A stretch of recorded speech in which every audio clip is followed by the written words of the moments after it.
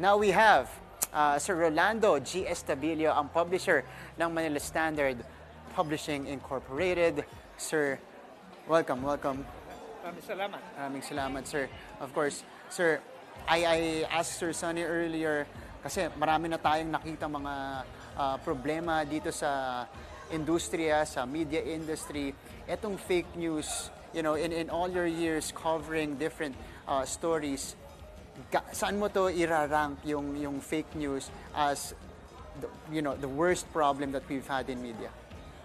Okay. Bago na lahat, nais ko magpasalamat sa pamunuan ng GMA sa pagbibigay pagkakataon sa amin sa Manila Standard na maging bahagi nitong napakagandang layunin na ito, labanan ng fake news.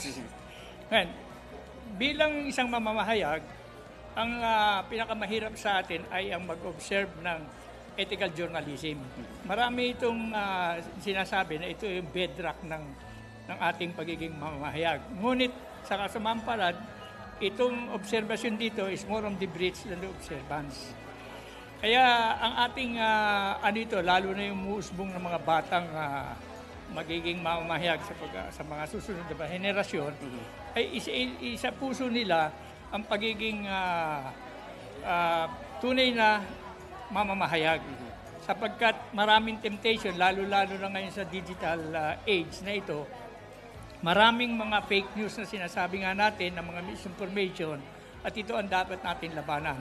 Sa Manila Standard, ang aming panuntunan ay dalawa. Ang magbigay ng relevant and timely news sa ating mga mabasa.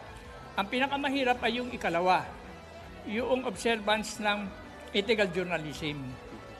Ito yung bedrock na sinatawag natin. Ito yung where you build your trust and you maintain the trust.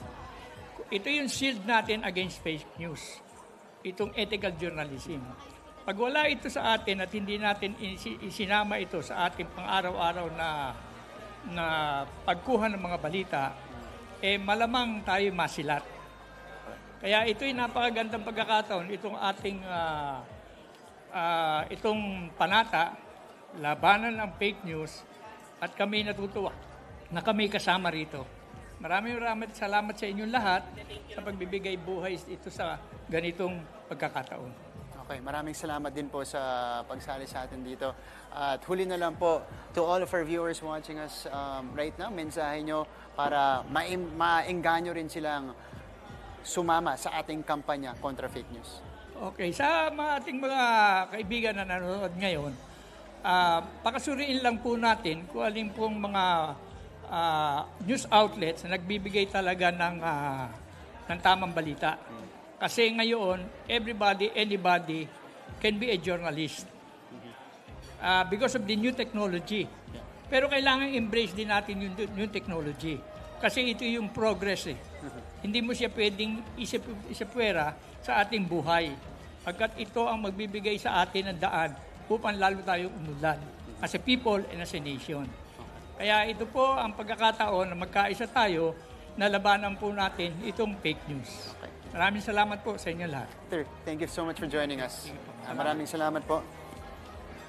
For Sir Rolando, our representative from the Manila Standard.